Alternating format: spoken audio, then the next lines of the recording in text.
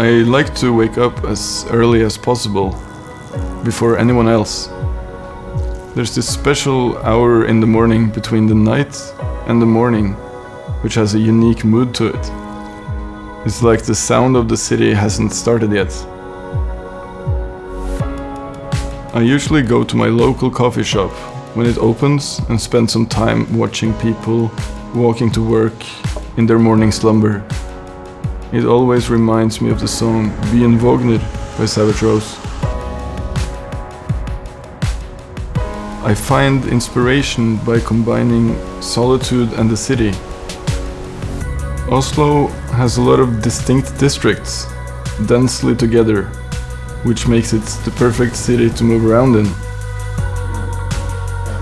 I'm the art director of a magazine, and when it comes to design, I like geometry, straight lines, and clean surfaces.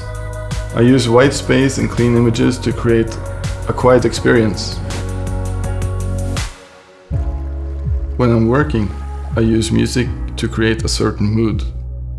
I like when music can make me forget about time. That makes me come up with new ideas.